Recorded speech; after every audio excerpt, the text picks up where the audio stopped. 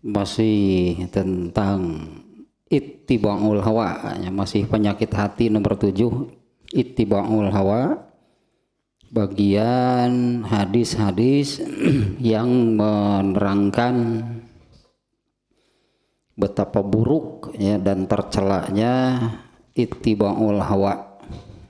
Ini berulang-ulangnya saya sampaikan bahwa yang diikuti, artinya ya yang diikuti oleh manusia itu kalau bukan al-haq, di mana al-haq ini adalah agama yang diturunkan oleh Allah. Nah, kalau tidak mengikuti al-haq berarti mengikuti al-hawa. Ya, ini yang sekarang ini ittiba'ul hawa, mengikuti al-hawa.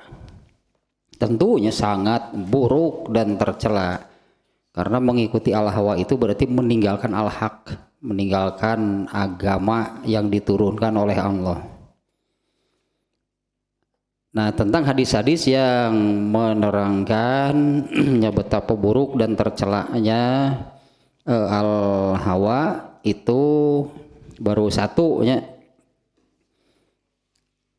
yang dimuat di sini di dalam kitab Tahdzibul Akhlaq ini. Hadisnya ada 3 nih oleh penulisnya yang memasukkan 3 hadis. Baru hadis yang nomor 1 yang kemarin, yaitu ada 3 perkara yang mencelakakan. 3 perkara yang mencelakakan. 1, syuhun muto'un, yang bakhil yang ditaati. Kemudian yang kedua, hawan muttaba'un. Nah, ini yang kedua, ini yang sekarang ini al-hawa yang diikuti. Kemudian yang ketiga yaitu ijabul mar'i binafsihi. Yang ketiga adalah ujub. Ini ketiga-tiganya penyakit hati ini, dan adanya di dalam kitab ini gitu ya, dibahas ketiga-tiganya. 1, syuhun, itu bakhil. Kita lebih mengenal bakhilnya, kalau syuhun itu di atas bakhil. Kemudian ittiba'ul hawa, ini yang sekarang, dan ujub. Ya, ujub itu bangga terhadap diri sendiri dan atau disertai atau ya dan lupa lah gitu ya, lupa atau tidak mau mengakui bahwa apa yang dimiliki dirinya itu adalah anugerah dari Allah. Yang merasa bangga terhadap dirinya karena memiliki sesuatu yang tidak dimiliki orang lain, dan dia mengklaim, katakanlah ya, bahwa semuanya itu adalah hasil dirinya. Lupa atau tidak mau mengakui, mungkinnya tidak menyadari, bahkan tidak mengakui bahwa itu adalah anugerah dari Allah. Itu hadis yang pertama kemarinnya dari hadis-hadis yang mencelakakan. Ada 3 perkara yang mencelakakan. Bakhil sebutlahnya, 1 bakhil, 2 ittiba'ul hawa, 3 ujub. Nah, sekarang hadis yang kedua. Ini juga hadis cukup populer ya, dan sering juga yang diterbahasnya atau disebut-sebut nih hadis ini. Hadis riwayat At-Tirmidzi ataupun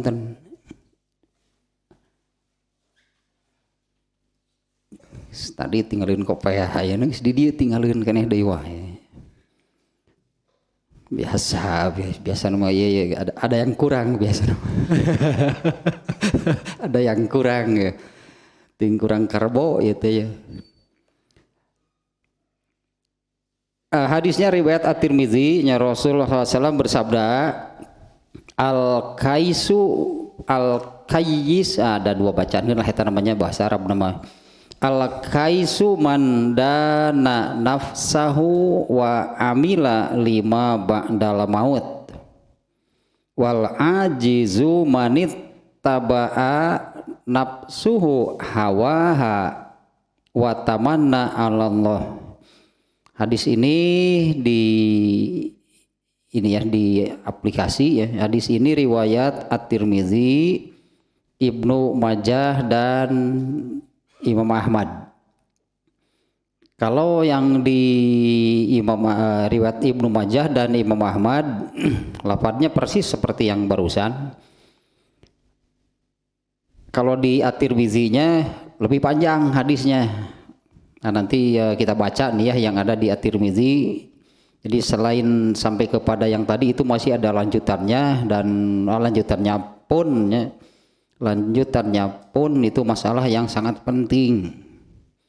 Ini sampai di sini dulu nih. Al-Qayyisu atau Al-Qais, orang yang kalau ini kalau dalam bahasa Arab itu diartikan al-aqil az-zaki al-faton, atau yang lebih baik dalam bahasa kita itu yang jenius, bukan hanya sekedar cerdas gitulahnya, yang jenius nih menurut Nabi ini ya di hadis ini. Orang yang jenius itu orang yang mandana nafsahu wa amila lima ba'dal maut. Orang yang mampu mengendalikan dirinya.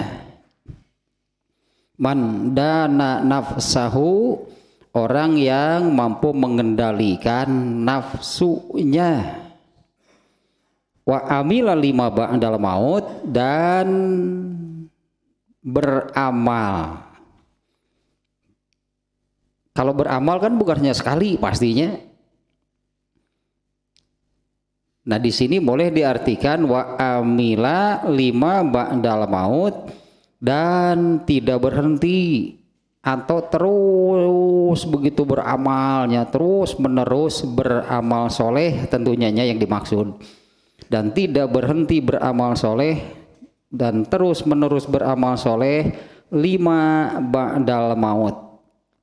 Untuk di sini pakai ma gitu ya. Rasulullah wa amila lima, maknya itu isi mausul yang maknanya itu umum. Untuk segala sesuatu berarti yang akan pasti, karena seperti ini ya. Dan beramal untuk segala sesuatu ba'dal maut, setelah matinya. Dengan menyebutkan bukan misalnya ya, lil hayat misalnya ya, lil hayati untuk hidup. Tapi di sini pakai ma isi mausul yang maknanya sangat umum ya. Kalau menurut bahasa Arabnya isi mausul itu menunjukkan makna yang sangat umum. Yang namanya umum itu maksudnya di dalamnya terkandung satuan-satuan yang banyak. Nah, semuanya itu tercakup oleh ma. Ini menunjukkan ya bahwa banyak hal, berarti setelah mati itu banyak hal nanti yang akan intinya akan dihadapi dan dijalani oleh manusia. Nah, orang yang jenius itu adalah orang yang mampu mengendalikan nafsunya, dirinya, wa amila lima ba'dal maut, dan terus menerus beramalnya, tidak berhenti beramal lima ba'dal maut untuk segala sesuatu yang akan dihadapi dan dijalaninya setelah mati. Nah sebaliknya wal ajizu, nah ini yang penyakit hati yang ini tentunya nih ya. Wal ajizu, sementara orang yang lemah. Kalau al-qais itu kan orang yang, kalau menurut makna dalam bahasa Arabnya al-aqil, az-zaki, al-faton itu ya, berakal. Kalau dalam bahasa kita malah suka ditambah berakal sehat. Nah, padahal kalau berakal sehat kebalikannya berarti berakal miring. Beda ada sehat menjenggering itu udah kebalikannya ge.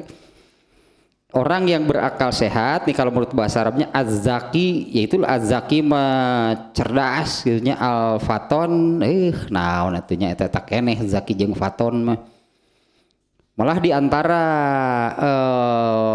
sejak anak-anak ini sudah diperkenalkan gitu ya dalam pelajaran agama.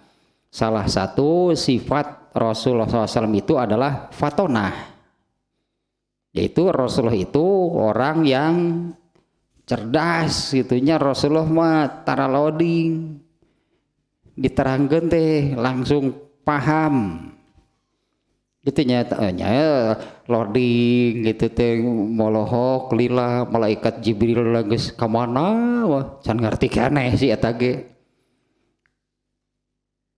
geus 3 poe oh eta maksudna teh moal jadi nabi atuh nu kitu mah. Ya di antara sifat yang dimiliki Rasulullah itu adalah fatonah teh iyalah itunya sebutan teh encer, bahasa kitanya kan sebutannya otaknya encer gitu. Beda nyunuk kulad. Aduh, beda nyunuk kulad depan eta teh didinginkan berarti baku. Kulad depan baku didinginkan teh. Kulad bahasa naon ieu teh? Kulad mah atuh meureun baku. Ya, intinya gitulah, intinya jenius lah gitunya. Ini yang orang yang jenius itu adalah yang seperti ini. Nah kebalikannya al-ajiz yang lemah, tentu lemah akal nih yang dimaksud, bodoh, dungu bahkan. Ya di hadis lain menggunakan kata ahmak.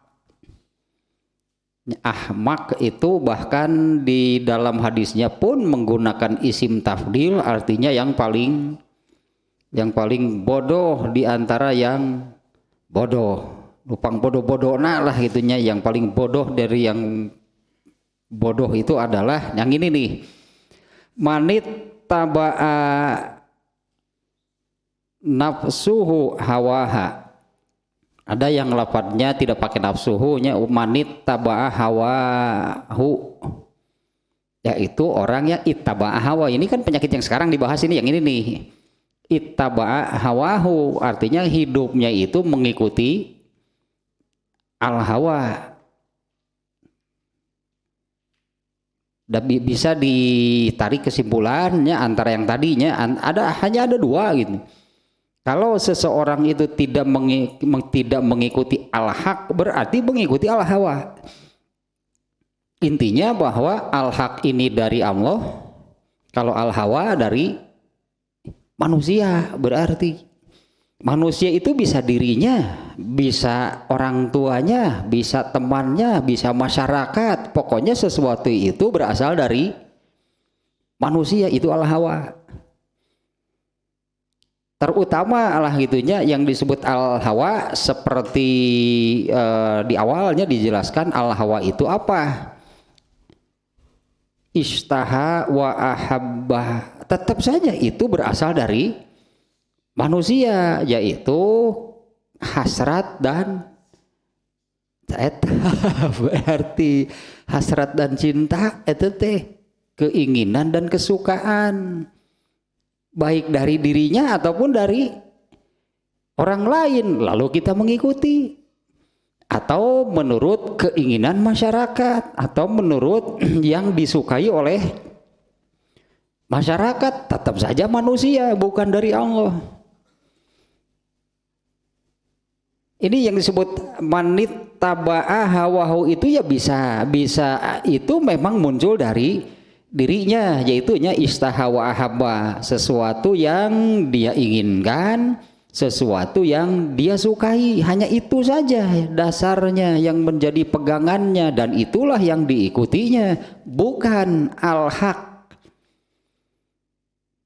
Orang yang dungu itu adalah orang yang mengikuti al-hawa. Seperti barusannya sekali lagi ini, al-haq itu dari Allah, dan yang dari Allah itu adalah agama Islam kan. Yang dari Allah itu kan agama Islam. Di mana agama Islam ini itu kan dengan kitabnya Al-Qur'an, ini agama terakhir. Al-Quran ini adalah kitab terakhir. Kalau sebelumnya Allah menurunkan kitab Taurat, Allah menurunkan kitab Injil, artinya belum yang terakhir. Karena ketika Allah menurunkan Injil berarti Taurat itu tidak berlaku lagi, sudah diganti oleh Allah dengan Injil. Ketika Allah menurunkan Al-Quran maka Injil sudah tidak berlaku. Nah, Al-Quran dia akan ada lagi. Setelah Al-Quran tidak akan ada kitab baru.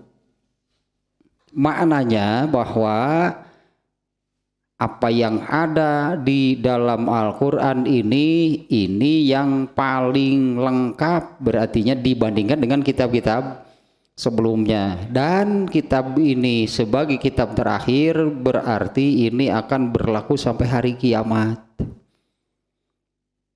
Dan Allah nyatakan bahwa agama ini, Al-Quran ini sudah sempurna. Maknanya bahwa Al-Quran ini atau segala permasalahan manusia sampai hari kiamat ada di Quran jawabannya. Karena Al-Quran ini terakhir sampai hari kiamat ada di Quran. Al-Quran itu lengkap, sempurna. Nah, itulah al-haq. Nah, orang yang dungu itu adalah orang yang ittaba'a hawahu, mengikuti al-hawa, hanya kita sebut seperti itulah, hanya orang yang mengikuti al-hawa. Nah, ini dungu nateh gitunya, dungunya sangat kelihatan. Wa tamanna 'alallah, tapi dia berharap kepada Allah. Ari hirup teh si Joni teh ya ieu mah. Ari hirup kumaha manehna, tapi dia berharap kepada Allah. Nah, kalau di sini dia penjelasan sedikit nih yang disebut wa tamanna 'alallah itu berharap nih, dia berharap kepada Allah, yaitu tamanni manazilil abror ma'a amalihi amalal fujjar. Benar-benar dungu ini dia berharap kepada Allah tempat yang mulia, yang Allah sebut tempat yang mulia itu bagi al-abror. Al-abror itu kan jamak dari al-barrunya, yaitu orang-orang yang melakukan al-birru. Ini tempat termulia berarti orang-orang yang disebut masuk ke dalam kelompok al-abror itu ya, jamak al-abror itu dari al-barru. Al-barru itu orang yang melakukan al-birru. Ya, al-birru itu adalah amal soleh terbaik, yaitu amal soleh yang sudah menjadi akhlak. Itu kan yang disebut al-birru itu, kalau amal soleh itu sudah menjadi akhlak, sudah menjadi biasa, sudah menjadi bentuk.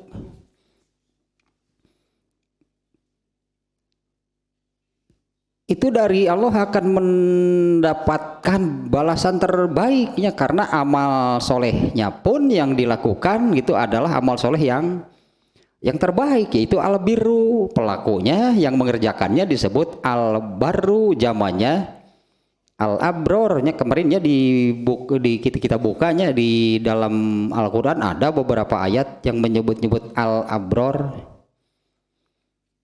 Nah, orang yang dungu itu dia berharap kepada Allah gitu kemuliaan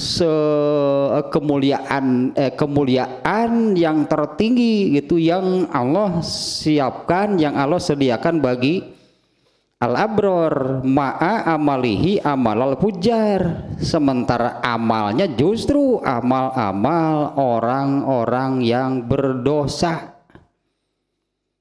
Kenapa berdosa? Yang tadi intinya hidup itu kalau tidak mengikuti al-haq berarti mengikuti al-hawa. Dosa enggak? Ittibaul hawa. Hapan ieu teh keur ngabahas penyakit hati. Ini kan sedang membahas penyakit hati. Penyakit hati nomor 7 itu adalah ittiba'ul hawa, dan semua penyakit hati itu adalah dosa.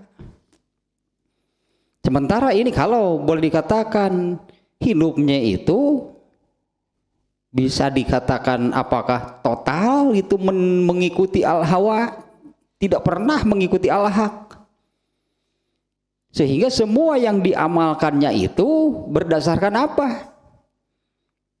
Mengikuti apa gitu, yang diamalkannya itu mengikuti apa? Kalau bukan mengikuti al-haq berarti mengikuti,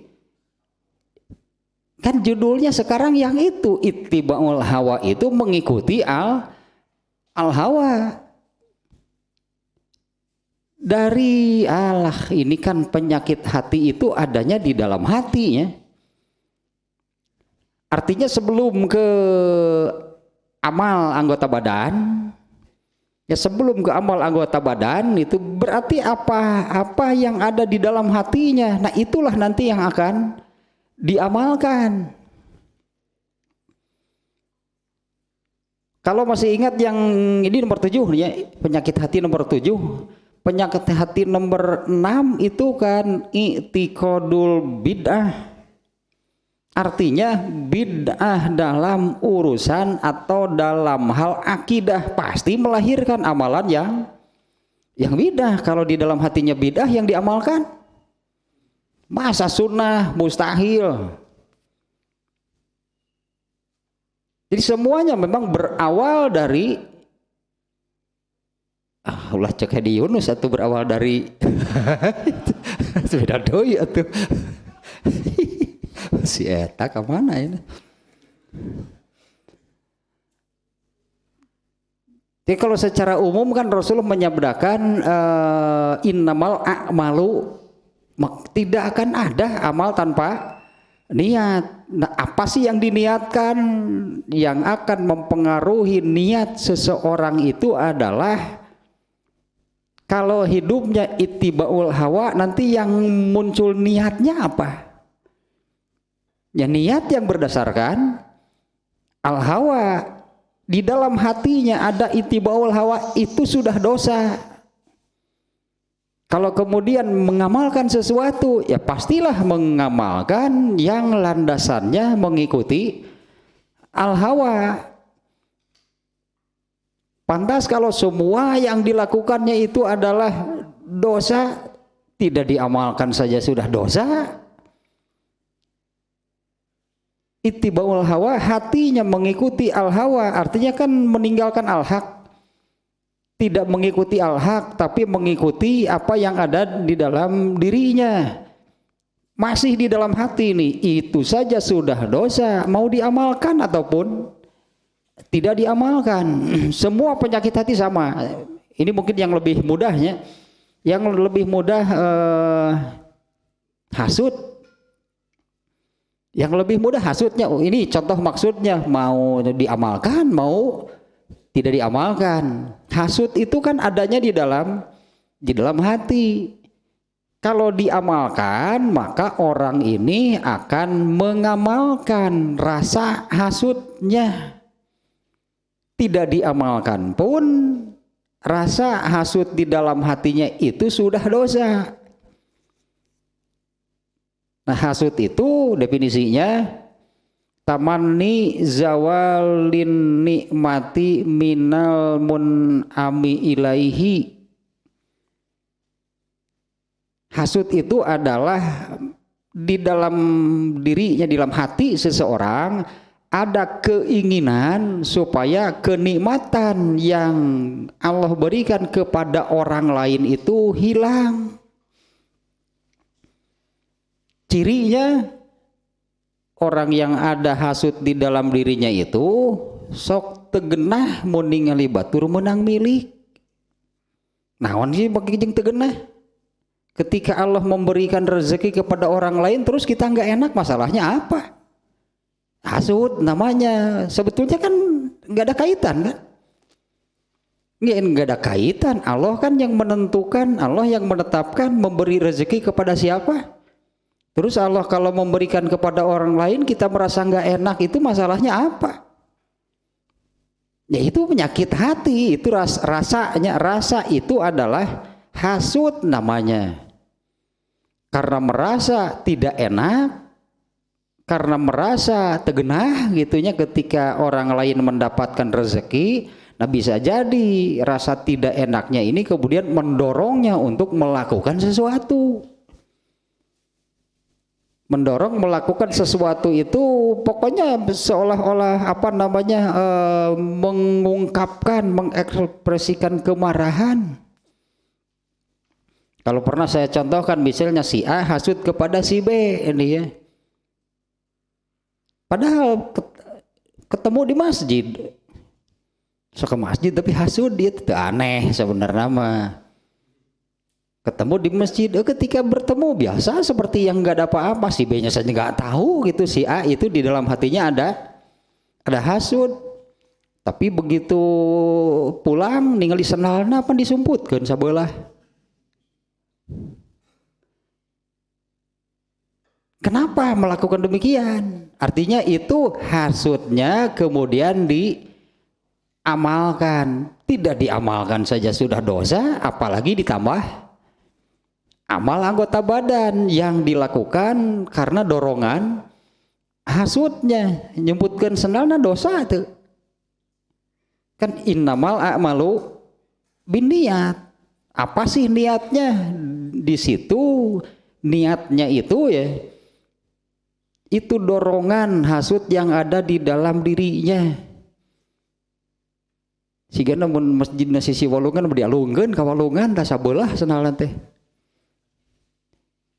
Atau minimal dijejekan pokoknya mah sendalna teh jejekan tajong sabelah gitu kan cenah lieureun sia antepun teh tadi kitu maksudna teh yang nyilakakeun. Nah, padahal kan tidak melakukan itu pun ya karena kan melakukan demikian itu karena di dalam hatinya ada hasud dan rasa hasudnya itulah yang mendorongnya melakukan demikian. Artinya mau direalisasikan jadi amal perbuatan atau enggak, penyakit hati sudah dosa. Ya, penyakit hati itu sudah dosanya sebagai penyakit hati. Contohnya yang barusan saya kiranya lebih mudahnya kalau ada hasud di dalam dirinya, mau diamalkan atau enggak tetap saja hasud di dalam dirinya itu sudah menjadi sebuah dosa. Selama hasud itu ada maka dosanya terus berjalan. Kalau berhenti itunya dari rasa hasudnya, ya berhentilah dosanya. Kalau hasudnya hilang, orang ini akan menyembunyikan sebelah sendalnya enggak?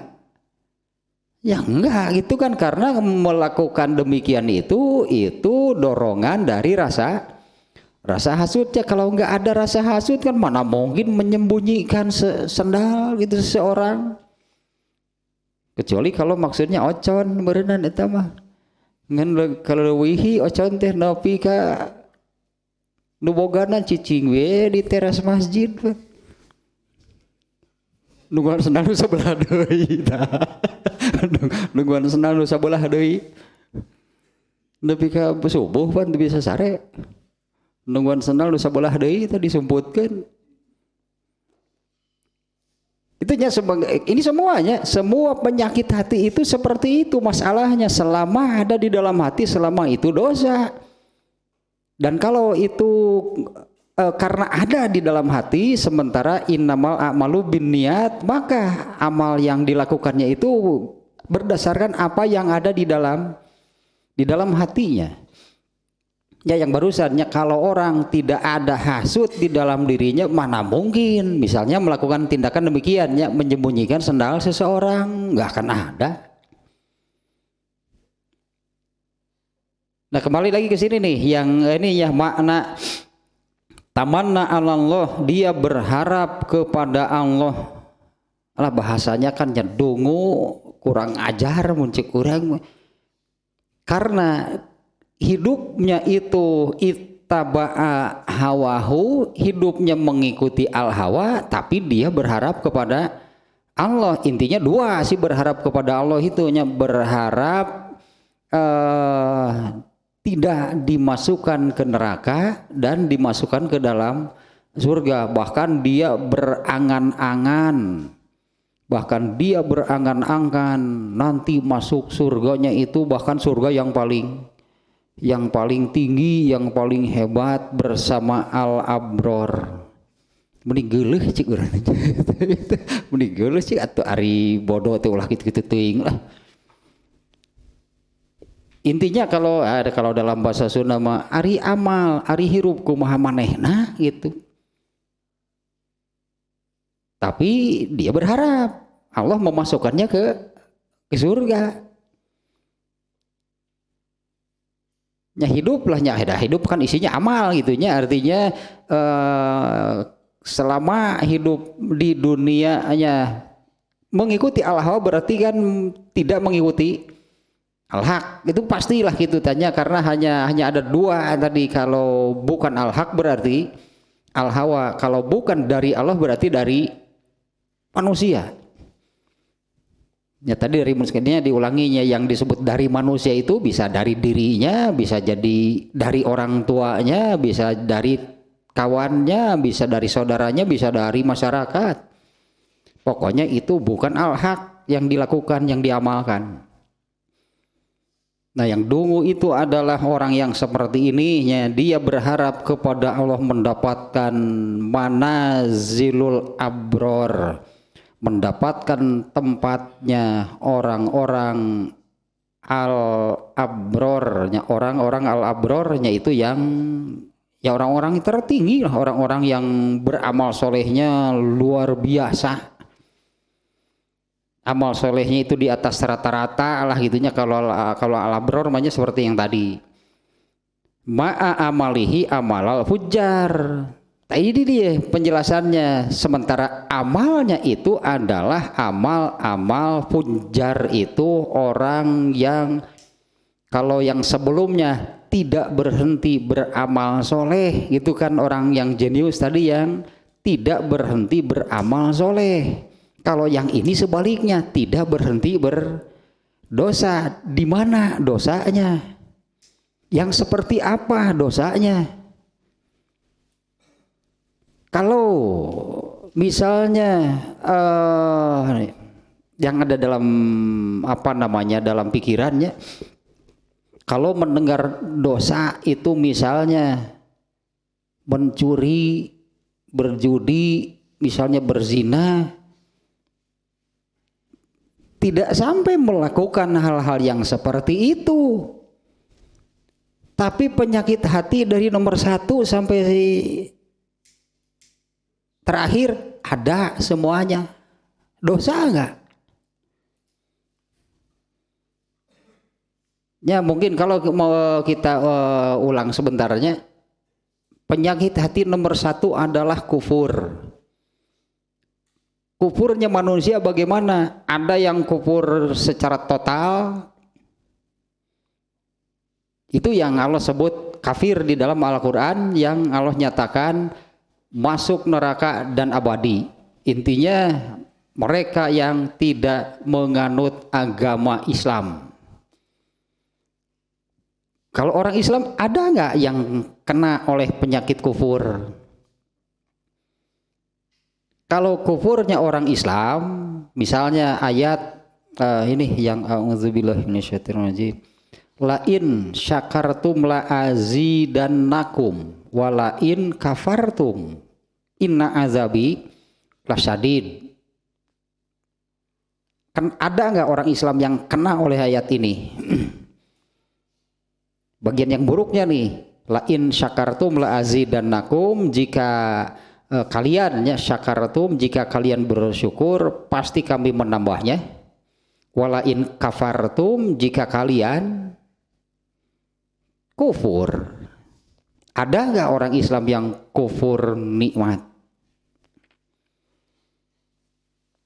Ya, artinya kufur itu maknanya bukan hanya mereka yang menolak agama dari Allah secara total, karena agama yang Allah turunkan ini oleh mereka ditolak, lalu mereka membuat agama sendiri karena yang dari Allah ini ditolak. kufur aya orang Islam teh. Nah kufurnya orang Islam seperti apa? Kufurnya orang Islam itu adalah menganggap enteng urusan agama. Itu penyakit hati nomor satu. Bukan orang kafir lah, bukan orang kafir yang non muslim, malah non muslim. Asal nyebut samangka itu teh non non muslim, asal nyebut samangka gitu, non biji. Bukan yang itunya, tapi orang Islam juga satu penyakit hati kufur ada, yaitunya kufurnya orang Islam itu adalah menganggap enteng urusan agama. Kemudian bodoh yang nomor dua, ada nggak orang Islam yang bodoh? Dalam hal ini kan bodoh tentang ilmu agama yang Allah turunkan. Kalau orang kafir paling bodoh berarti, karena mereka kan tidak berilmu dengan ilmu yang Allah turunkan. Ilmu yang Allah turunkan ini yaitu ilmu yang Allah turunkan melalui Rasulullah SAW.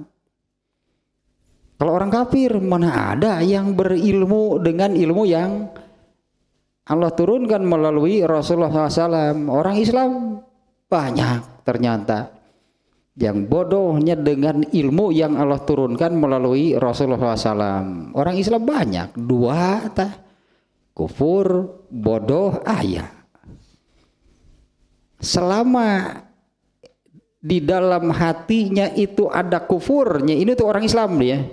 Selama di dalam hatinya itu ada kufur, nah kufurnya orang Islam itu adalah menganggap enteng urusan agama, tidak serius beragama. Gitu tanya, kufurnya orang Islam itu tidak serius dalam beragama, maksudnya dalam menjalankan, berartinya tidak serius, tidak bersungguh-sungguh di dalam menjalankan dan mengamalkan ajaran agama Islam. Itu kufurnya orang Islam. Selama di dalam hatinya itu menanggapi, sebut telahnya menanggapi dan menyikapi segala sesuatu yang berkaitan dengan agama itu, yaitu menanggapinya gitunya, menganggap enteng, tidak serius, tidak bersungguh-sungguh. Nah selama hal itu ada di dalam hatinya, selama itu berdosa, dosa kufur. Terus dosa bodoh. Kemudian yang ketiga, ingin terkenal. Itu kan yang nomor tiga, itu ingin terkenal, sehingga wah bermunculanlah, padahal indikasinya nih ya pakai kerudung ya. Kalau pakai kerudung gitu kan yang melihat kan mana ada menyimpulkan dia bukan muslimah. Itunya ini dari pakaiannya lah ya, berkerudung. Karena kena oleh penyakit hati nomor tiga, TikTok rame nu ditiung. Mau apa? Kena oleh penyakit ini. Itu contohnya gitu yang dilakukannya karena di dalam hatinya ada hubur riyasatid dunyawiyah ya, karena ini kan terkenal. Meskipun bukan hanya itu bentuknya.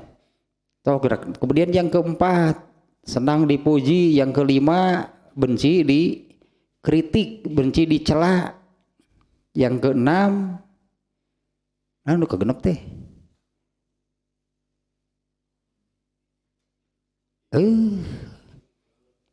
Ti kodol aja, ti kodol beda. Yang ketujuh yang ini, ya kabeh pancikan ku 8 ge aya deui.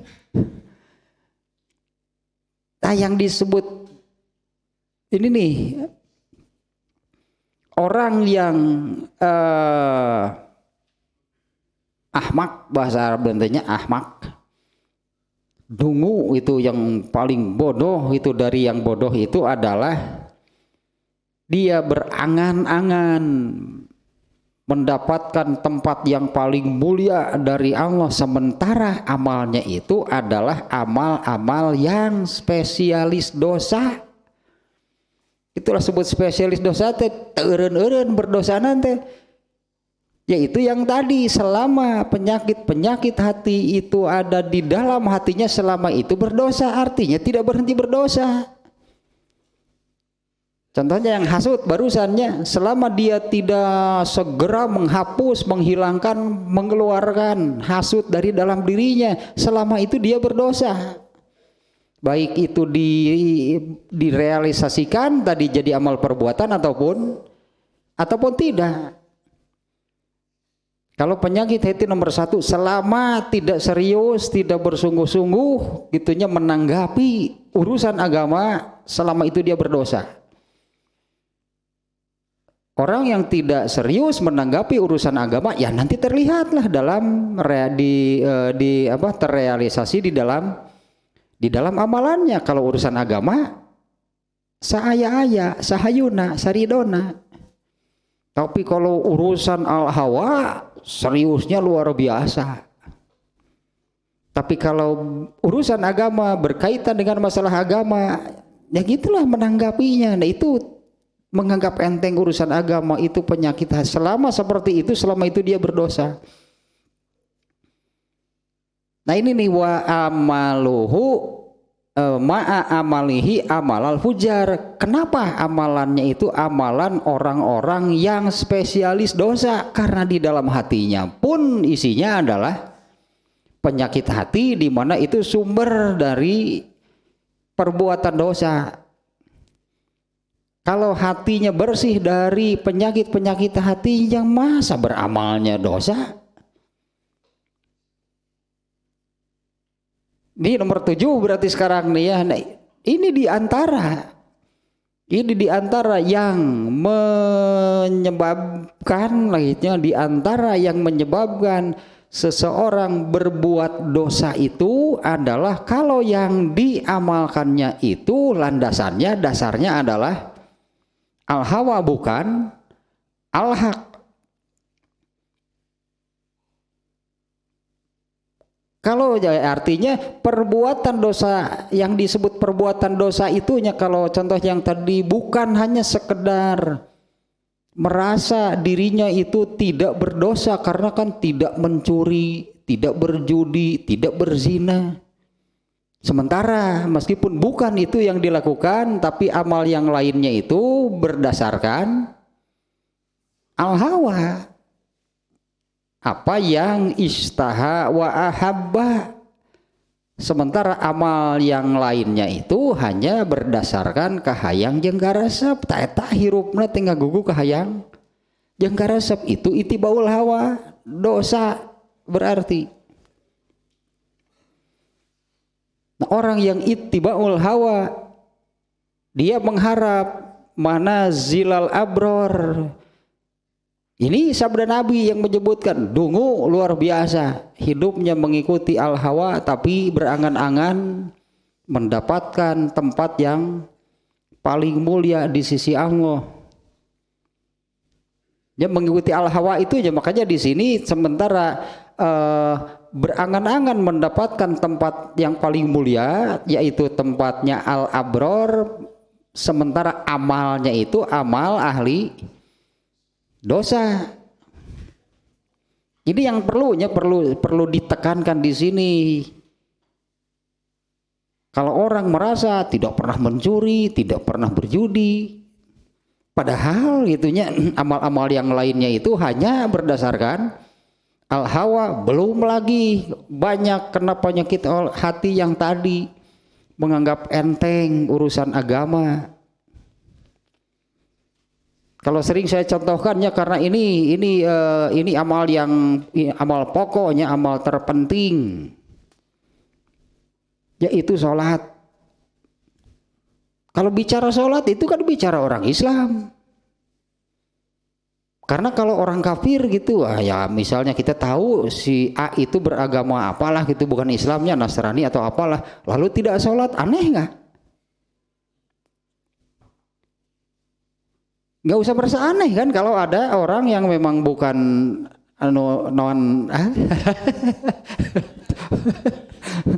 ya iyalah, orang kafir tidak sholat, anehnya apa? Artinya kalau bicara sholat ini bicara amalnya orang Islam. Nah kita lihat orang Islam terhadap sholat seperti apa. dari zaman sahabat nih, bukan hari ini. Kalau sekarang hari ini sudah 15 abad, berarti dari zaman Rasulullah SAW. Bagaimana orang Islam terhadap sholat, itu diantara yang membuat Anas bin Malik menangis. Ngeri, mungkinnya sedih itu Anas bin Malik itunya, sedih, ngeri itunya. Ini ada ini pernah juga nih beberapa kali disampaikan ininya tentang ini. Anas bin Malik itu di Basroh. Setelah Rasulullah meninggal, Anas bin Malik itu tidak di Madinah, tinggal di Basroh. Anas bin Malik itu bukan termasuk sahabat yang umurnya paling panjang. Selama di Basroh itu banyak tabi'in ya, tabi'in itu generasi di bawah sahabat. Banyak tabi'in yang datang kepada Anas bin Malik untuk mencari hadis. Nah, pada satu kejadian itu ada tabi'in yang datang kepada Anas bin Malik. Ketika tabi'in itu datang, Anas bin Malik menangis. Tabi'in itu menanyakan kenapa menangis? Pasti karena sholat ya. Mungkin ini menebaknya, tabi'in ini menebak pastinya. Kenapa menangis? Pasti karena sholat ya. Anas bin Malik mengatakan, apalagi bukan kalau karena itu. Ya saat itu saja hanya bagaimana orang Islam gitu, ya itu berarti menanggapi, menyikapi urusan sholat sampai membuat Anas bin Malik menangis. Itu orang Islam sudah kena kufur berarti. Satu lagi nih ya yang belum terlalu lama juga nih ya. Ini apa namanya, selalu ingat gitunya, di mana bagi Anas bin Malik ini sudah cukup menjadi indikasi. Ini sudah cukupnya bagi Anas bin Maliknya. Bagi seorang Anas bin Malik ini sudah cukup menjadi indikasi bahwa seperti inilah orang Islam terhadap sholatnya. Satu ketika Anas bin Malik itu datang ke Madinah. Ya, tadi kan Anas bin Malik itu setelah Rasulullah meninggal kan tidak tinggal di Madinah. Pada suatu waktu dia datang ke Madinah. Oleh orang Madinah ditanya, ada bedanya nggak Madinah ketika Nabi masih ada dengan setelah Nabi tidak ada? Itu pertanyaannya ke orang Madinah itu kepada Anas bin Malik. Ada bedanya nggak Madinah ketika Nabi masih ada dengan setelah beliau wafat, setelah tidak ada? Anas bin Malik dasar, kalau kita katakan ya dasar ulama, Anas bin Malik itu dasar orang cerdas, pintar. Jawaban Anas bin Malik menjawab begini, kurang lebih jawabannya ya enggak, sama saja. Ada bedanya nggak Madinah ketika Nabi masih hidup, masih ada dengan setelah Rasulullah itu tidak ada? Anas bin Malik menjawab nggak ada bedanya, sama saja. Artinya ya sama lah gitunya situasinya, apalah gitu Madinah sebelum dan setelah Nabi sama saja. Hanya tak yeun otak tegenah teh. Ngan da eta cek urang Sunda mah. Kumaha teh alus tuh? Alus ngan. Endeuh eta tah. Biasana nu matak naon ngajengkangna mah. Enggak, sama saja, enggak ada bedanya, sama. Ketika Nabi masih hidup dengan setelah tidak ada. Hanya, nah ini nih hanyanya. Aku melihat kalian itu kalau bersab tidak lurus, sakitu ge cukup. Hanya itu yang coba pertanyaannya, ada bedanya nggak Madinah ketika Nabi masih ada dengan setelah Nabi tidak ada? Anas bin Malik menjawab enggak ada bedanya, sama saja. Hanya satu yang aku lihat, sekarang ini kalau sholat berjamaah kalian itu safnya tidak lurus. Wah berat, ini jawaban berat. Apa indikasi bahwa geus teu baleg sholat teh? Benar nggak Anas bin Malik itunya mengatakan begini, benar sholatnya sapoa itu lempeng, balik deui Anas mah dan tidak pernah kembali harayang ya. Balik deui ke Madinah sholat geus teu baraleg. Anas bin Malik hanya mengungkapkan satu gitu. Ada bedanya enggak, sama saja, hanya satu hal itulah yang ingin Anas bin Malik ungkapkan, aku melihat kalian itu tidak meluruskan saf. Itu di Bukhari, hadis Bukhari ada dalam pembahasan itu wajibnya meluruskan saf. Sakitu tenu berjamaah kalau orang yang tidak berjamaah. Tong diomongkeun cek Anas bin Malik geus diomongkeun utara berjamaah mah. Orang yang berjamaah saja itu kan masih Anas bin Malik masih mengatakan cik atulah baris-baris wae itu bisa. Ngajajar sing lempeng bisa teh. Artinya karena tidak ada perhatian, berarti yaitu karena sudah menganggap enteng bersaf asal berjejer. Lurus nggak? Itu nggak tidak diperhatikan. Bagi Anas bin Malik itu sudah fatal sebut. Anas bin Malik hanya mengungkapkan seperti tadi, enggak ada bedanya, sama saja, hanya sekarang ini aku melihat kalian itu tidak meluruskan saf. Anas bin Malik pergi dan tidak pernah kembali lagi ke Madinah. Ya kan nggak bisa dikatakan tadinya itu yang ikut berjamaah, kau mau henteu. Apalagi yang tidak ikut berjamaah. Tapi genah kita hari tidak berjamaah, bukan wajib meluruskan sah. Alus orang itu kemana lah. Itu mau berjamaah, nu dikritik ku Anas bin Malik itu. Mending itu berjamaah atau tidak bersaf. Geus tang salat sekalian, moal aya sebut saf, moal aya itunya diantaranya ya karena kan menganggap enteng urusan agama. Tah seperti itu diantara bukti kalau orang-orang saat itu sudah tidak ada lagi perhatian kan ketika bersaf itu lurus atau enggak. Kenapa? Karena masing-masing berarti sudah menganggap enteng urusan saf asal berbaris. Kena banyak nih lah gitunya penyakit hati, padahal kan selama itu ada, selama itu berdosa. Jadi dimaksud penjelasan di sini ya, kalau Rasulullah menyebutkan al-ahmaq, orang yang paling dungu, itulah orang paling bodoh di antara orang-orang bodoh, itu adalah orang yang ittaba'a hawahu. Nah ini yang disebut ittaba'a hawahu itu yang seperti apa? Karena dengan ittaba'a hawahu itu pasti semuanya dosa. Selama hidup itu tidak mengikuti al-haq berarti mengikuti al-hawa, karena tidak ada kemungkinan lain. Tidak ada tengah-tengah gitunya, tidak mengikuti al-hawa, tidak al-haq juga tidak mengikuti al-hawa, hanya ada dua. Kalau tidak mengikuti al-haq berarti mengikuti al-hawa. Tak iya yang disebut ini tafsirnya ya. Orang yang dungu itu adalah orang yang mengharap, berangan-angan lah disebutnya. Dia berangan-angan kepada Allah memberi tempat yang paling mulia, yaitu tempatnya golongan al-abror, padahal amalnya itu mengikuti al-hawa. Karena di awalnya kan orang ahmak itu adalah manit taba'a hawahu. Yang disebut mengikuti al-hawa yang seperti apa?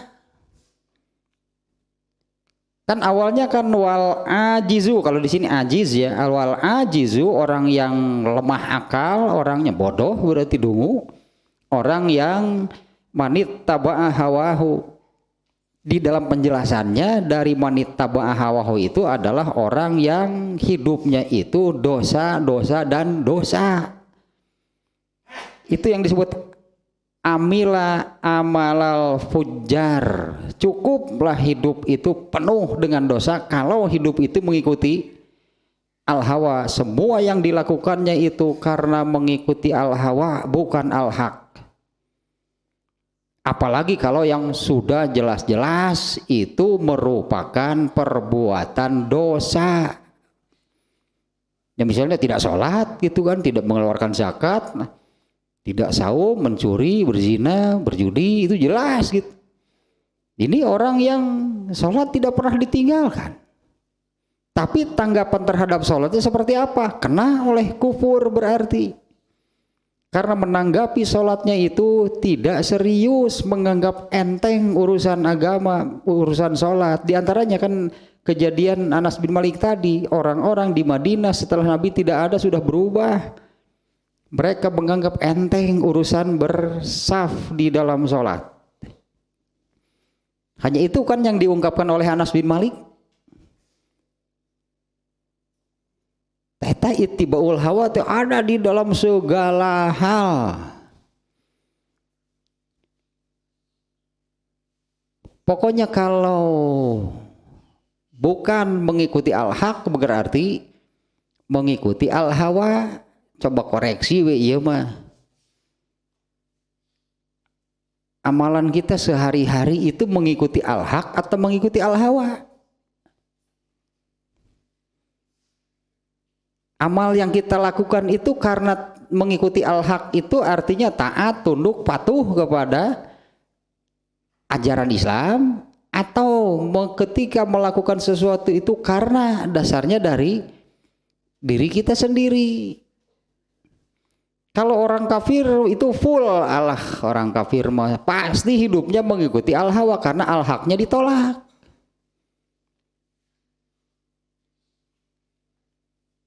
Kalau yang dari manusia berarti kan ya, kalau bukan dari Allah berarti dari manusia. Maka acara hidupnya itu hanya berdasarkan apa yang terasa, apa yang terpikir. Kan sakitu-kitu nah. Yang dari manusia, karena yang ada dalam diri manusia itu kan ayat dua, rasa dan akal, muter didinya. Ya, acara hirup lah sebutnya teh, acara hirup teh gitu we kumaha manehna. Bahkan ketika mengerjakan sholat pun itu sudah kena tadi oleh kufur, kena karena sudah menganggap enteng, tidak serius dalam urusan sholatnya. Ketika mengerjakan ya kelihatan. Waktu mengerjakan sholatnya kelihatan karena memang dia tidak serius menanggapi sholatnya. Apalagi hal itu bertentangan, bentrok lah gitunya. Apalagi kalau hal itu bentrok sih, bukan bertentangan, bentrok dengan kegiatan yang diadakan berdasarkan al-hawa. Kayak sholat mau belakangan, kayak sholat mah nyelang karena hidupnya ini sedang melakukan apa yang dari al-hawa. Begitu ada adzan zuhur, apa segera sholat zuhur ditanggapi dengan serius gak? Teu nyengke we, kalem we. Kewe setengah tilu eta teh nyelang heula sholatna teh. Biasa we nu Assalamualaikum boro-boro wirid, boro-boro salat rawatib gajleng deui we kana jejer. Cik atuh tad lah. Karunya umat tuh bisa naluturkeun. Banyak yang seperti itu. Itu kan terlihat kan bagaimana dia mengerjakan sholat. Ya seperti itulah yang ada di dalam hatinya. Tanggapan terhadap sholatnya seperti itu. Kok udah sholat mah panjang keneh waktu lagi. Ada juga kan nyenu ya teh lucu mah begitu ya karena kebiasa sedang berkumpul, entahlah berkumpul formal ataupun non formal. Nu formal mah rapat meureunnan, ari nu informal dona langgering beuling ngororiung gitu. Begitu mendengar azan wah adzan euy bubar ngariungna teh tuluy kumaha balik naon di imah dahar adzan zuhur teh oh berarti ini pemberitahuan waktunya makan siang berarti sugan teh bubar terek ka masjid sugan terek berjamaah oh azan bubar gitu teh ngariung teh balik ka imah masing-masing tuluy dahar geus dahar sare salat lohorna engkewe teh gebun hudang rusak kalau seperti itunya diantara karena ya dia tanggapan terhadap sholatnya seperti itu.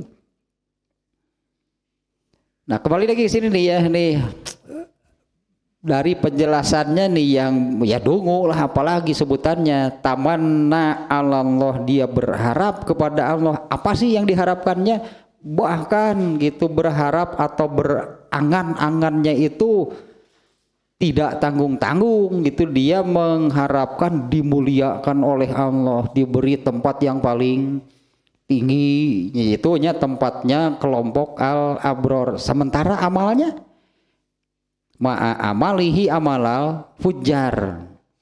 Nah ini yang ingin saya tekankan yang disebut amalal fujar itu bukan saja hanya yang jelas-jelas melakukan pelanggaran seperti mencuri misalnya jelas dilanggar itu bukan pelanggaran atau meninggalkan sholat bukan yang dimaksud hadis ini adalah orang yang dungu itu adalah yang ittaba'a hawahu orang yang hidupnya artinya kegiatannya amalannya itu mengikuti al-hawa bukan mengikuti al-haq eta al-fujar yang seperti itu ini kan maunya dosa naon dosa anak cek saha gusup dosa sugan eta ring ngusup teh al-haq al-hawa tanyakeun ya ka diri sorangan nyata da ustad da ngarusup wae atuh da dipake diacarakeun dari pagi sampai sore sampai malam ari ittibaul hawa mata contohna eta contoh amalannya gitunya seperti itu ada berkenyataan tetep begitu adzan zuhur sarolatnya tetep we bersap di sisi balong teu di masjid bersapna teh anger we di sisi balong begitu salatna saurang ka masjid eta geus jam 2 beres nu ieu terus saurang deui naon hesena berjamaah pantat tadi nguseup teh berjamaah hari nguseup berjamaah hari salat masing-masing jadi anger teh oh bersap lempeng pisan eta mah sisi balong padahal penuh alus mah penting kudu nguseup lauk ka imah ka tenang we atuh dan alus menu kitu teu nguseup lauk nu ka imah akhirnya karencanakeun manguseup si minggu Sabtu lauk geus ka ari mah padupi anjing bari nguseup moal terus teu kuat ya yang nyantok dan nu alus malah nu nguseup cicing di imah lauk eta nu pangalus-alusna manu kitu terus kira dia tad lah pokoknya mata hadza mukhaliful sunnatillah min rabtil musabbabati apa ini ya bi rabtil ya masalah titik atunya bi musabbabil asbab. Nah yang seperti ini yaitu yang berangan-angan kepada Allah diberi itunya mendapatkan kemuliaan tempat yang mulia sementara hidupnya menurut redaksi hadisnya kan ittibaul hawa kan sementara hidupnya itu manit taba'a hawahu hidupnya mengikuti al hawa tapi dia berharap kepada Allah. Ini bertentangan dengan sunatullah atau takdir Sunatullah di sini yaitu hukum sebab akibat. Semuanya gitulah ya. Itu adalah sebab akibat. Artinya tidak ada kebetulan, pasti ada sebabnya. Artinya untuk segala sesuatu itu tidak ada kebetulan, ujung-ujung, simsalabim gitulah. Pasti ada sebab akibat, termasuk sebab akibat itu soal surga dan neraka. Kalau orang yang akhir berarti akibatnya. Kalau orang yang akhirnya akibatnya mendapatkan tempat yang paling mulia, nah ini sebabnya apa? Kalau seseorang masuk neraka, sebabnya apa? Nah, iya jurus setan ketujuh itu ya. Pistol cai itu. Oh, aku samurai kuat. Itu di apa namanya pakai samurai kuat itu, pakai senjata api kuat. Setan hampir putus asa karena orang ini kuat itu dengan segala senjata yang dikeluarkan oleh setan. Akhirnya ku pistol cai beri ngaleos disereule tah. Pistol cai tilin kena awakna, eta kena jalanna di tepes ku pistol cai itu ti soledat gebut. Geningan eta ku eta geningan ti bobotna mah. Ku pistol cai atau ku cangkang cau teh. Kuat gitu oleh setan itu dengan berbagai jurus, dengan berbagai senjata yang dikeluarkan. Setan hampir putus asa. Lalu setan membisikkan, membisikkan teh artinya seolah-olah ini bukan dari setan, terlintas saja dalam pikirannya sendiri, seolah-olah seperti itu.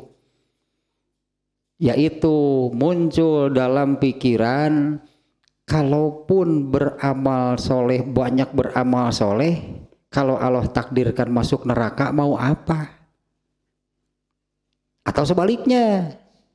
Kalaupun, ini kan jurus setan menghalangi beramal solehnya bukan mendorong berbuat dosa. Ini yang mau beramal soleh nih. Dihalangi oleh setan dengan berbagai jurus. Setan terus guru kadi tukar dia ke aliran cungceng. Guru seperti pengemis teh. Lalu nginum lagi pan. Minum lagi pakai mangkok cinta telin gelas. Nah, itu tuh kan drunken master of ke bawah. Pak jurus setan itu diajarkan itu kan dia untuk mencelakakan manusia. Tak jurus terakhir itu memasukkan lintasan pikiran, memasukkan ke dalam hati seolah-olah itu datang dari dirinya, yaitu dipikir-pikir seolah-olah begitulah, dipikir-pikir banyak, rajin beramal soleh juga kalau Allah takdirkan masuk neraka kita bisa apa? Dan sebaliknya meskipun orang itu banyak berbuat dosa lah, kalau Allah takdirkan mau masuk surga siapa yang bisa menghalangi? Ketika datang pikiran seperti itu maka gak jadi beramal soleh. Nah itu tujuan setan. Ini yang disebut takdir. Tadi kan salah seperti itulah kalimatnya ya. Kalaupun kita ini banyak beramal soleh, terus menerus beramal soleh, kalau Allah takdirkan masuk neraka, mau apa? Nah setan itu artinya setan itu tidak memahami apa itu takdir. Takdir itu adalah sebab akibat. Ada nggak orang yang rajin terus menerus beramal soleh lalu Allah takdirkan artinya akibatnya masuk neraka? Nggak akan ada pasti. Itu mah setan untuk mencelakakan manusia. Ya, karena takdir itu adalah sebab akibat. Nah ini bertentangan dengan sunatullah di mana selalu ada kaitan sebab dengan musabab. Jadi bahasa Indonesia kan sebab musabab. Nggak ngerti itu dong sebab musabab tuh. Orang Indonesia apa sebab musabab. Padahal sebab itu adalah ikhtiar apa yang dilakukan oleh manusia. Musabab itu adalah balasan dari Allah. Kan tidak ada amal yang tidak dibalas oleh Allah, kan tidak ada. Taetat sebut sabab musabab. Dan inilah sunatullah, artinya ketetapan dari Allah. Dengan sebab beramal soleh, musababnya apa akibatnya? Surga berarti. Nah sementara orang yang dungu ini dengan amalnya yang ittibaul hawa, terus sebabnya apa? Dia bermimpi mendapatkan tempat yang mulia dari Allah. Gak bisa karena sudah sunatullah, sebab musabab ini takdir teh ketetapan. Ya takdir teh kan ketetapan, itulah takdir dari Allah, itu ketetapan dari Allah. Dasar bodoh berarti, dasar dungu. Kalau boleh dikatakan kalau beramal sesuka hati lalu nanti di akhiratnya ingin masuk surga, emang surga punya siapa? Emang surga punya nenek lo? Aduh, cek orang itu, cek si Mandra teh. Yang ketika hidup di dunia ittibaul hawa, bukan ittibaul hak, berarti kan gitulah intinya. Hidup di dunianya mengikuti naon sebutnya sesuka hati, itulah sebutnya. Hidup di dunia itu sesuka hatinya, mengikuti dirinya, mengikuti yang dari manusia sama manusia, bukan mengikuti al-haq, tapi di akhiratnya nanti ingin masuk surga. Kan gitu sebenarnya. Emang surga punya nenek lo? Emang surga punya siapa? Ya kalau surga punya kita ya terserah kita. Kan surga itu punya siapa? Allah pemiliknya. Dan Allah yang menetapkan syarat dan ketentuan. Ya Allah menetapkan syarat dan ketentuan untuk masuk ke dalam surga. Ya ikuti syarat dan ketentuannya. Ya itu yang Allah tetapkan sebagai sabab dan musabab. Itu ketetapan Allah, tidak bisa berubah, tidak bisa diubah. Nah sementara dasar dungu berarti hidup sesuka hatinya, tapi dengan sebab yang demikian dia ingin surga. Padahal Allah menetapkan gitu, kalau hidup mengikuti al-hawa, semua amalnya itu atau orangnya menjadi fujar, disebutnya spesialis dosa. Alah, ayat apa yang menyebutnya al-fujar teh? Oh, innal abroro lafi naim wa innal fujjaro. Masa itu mau dilanggar ayat tersebut? Suratnya nanti Al-Infitor nanti. Kalau nggak salah ayat talah Al-Infitor teh surat keberapa? Surat ke 82. Ayat seberapa teh? 13 dan 14. Ini ayatnya nih ya, nih kebetulan nih. Ayat ke-13-nya innal abroro lafi naim wa innal fujjaro lafi jahim. Tadi dinya itulah ketetapan Allah.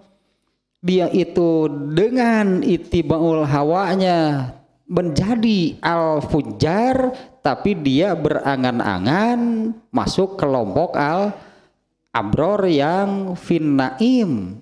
Kalau al-fujjar itu fi jahim. Innal abroro apa nih? Oh ini di aplikasi nih ya. Abror ini diterjemah apa nih oleh mereka nih? Innal abroro, sesungguhnya orang-orang yang berbakti benar-benar. Tuh kumaha atunya berbakti benar-benar teh. Tadilah gitunya gimana ya, terjemah memang susah sih. Al-abror itu orang yang seperti apa?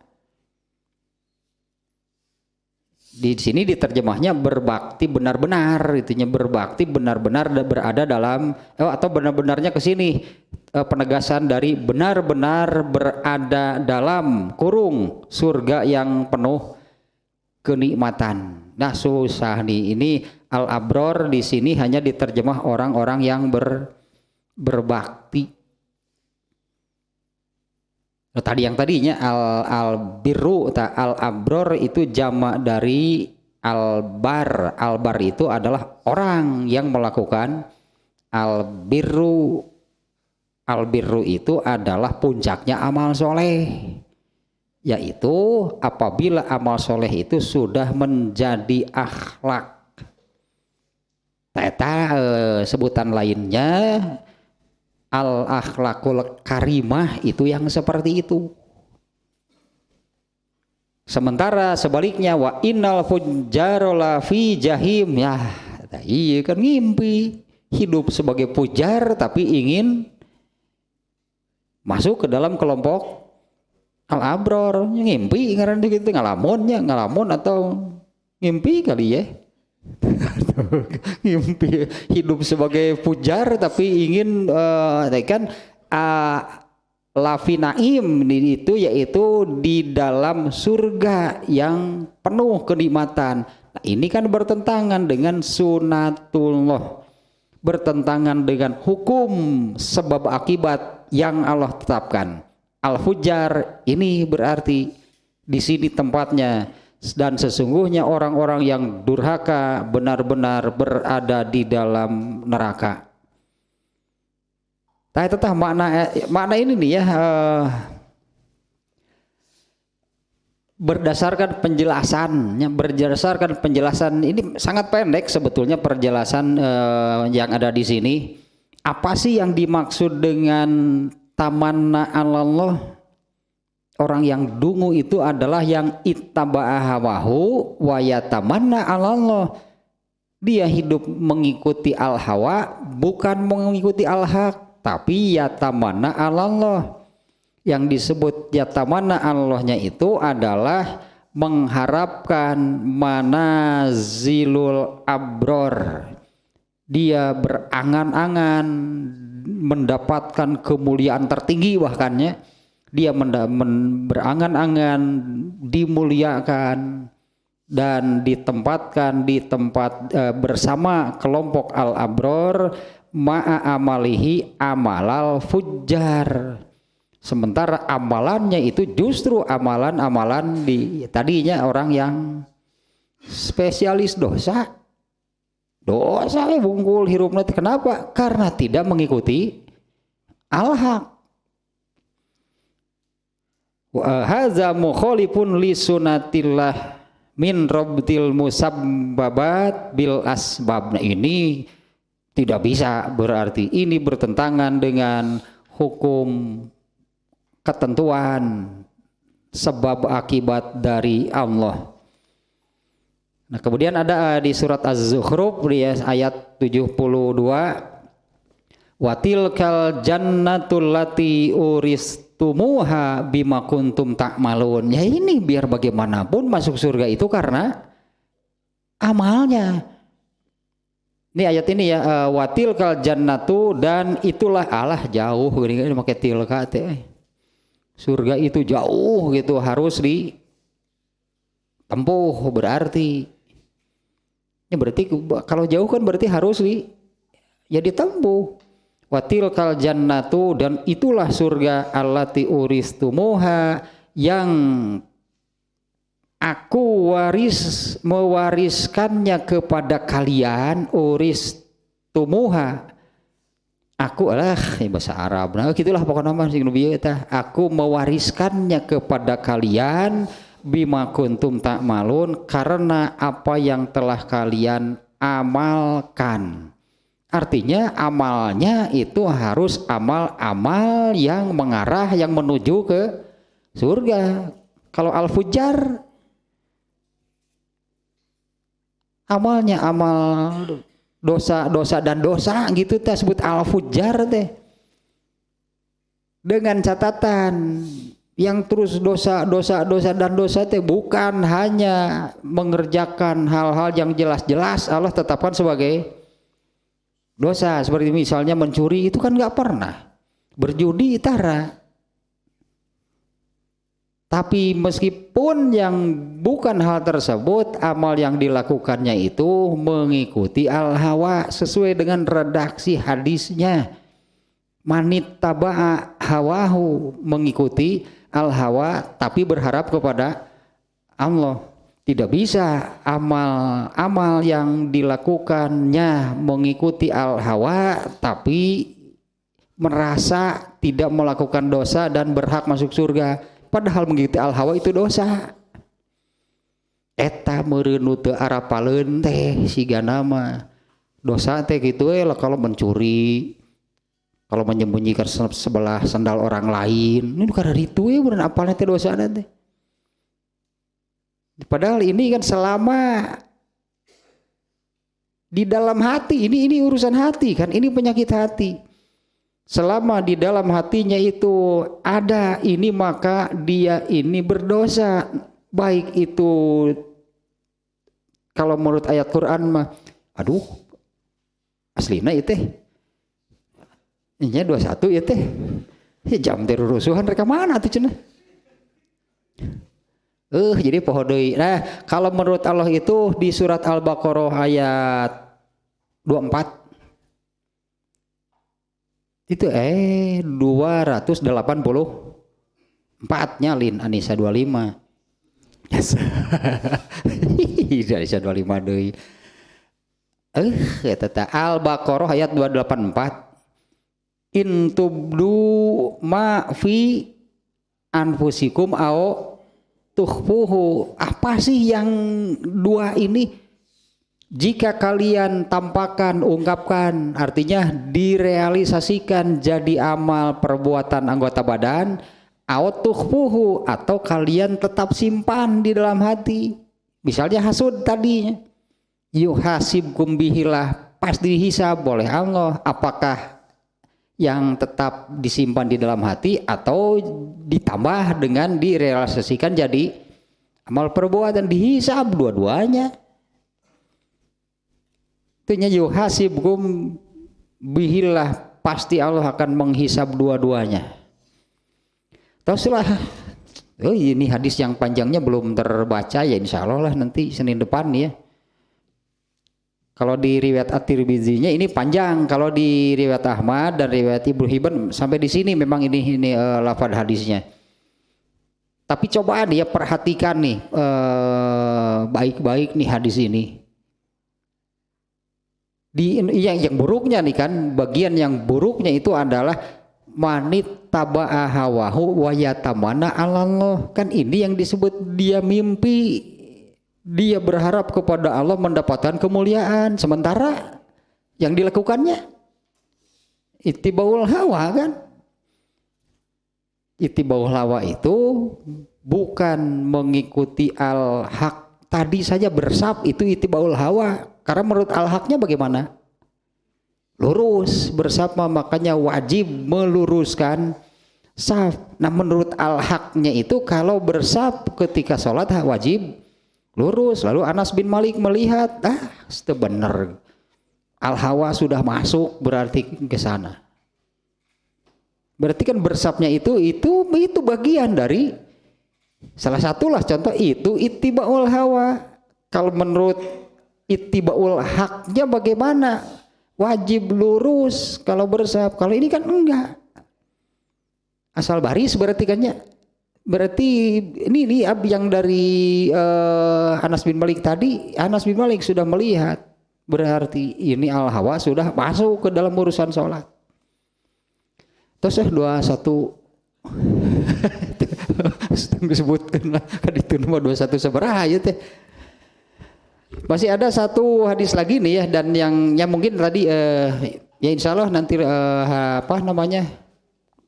di riwayat At-Tirmidzinya hadis ini masih ada lanjutannya dan juga sangat penting nih poin-poin berikutnya di hadis ini.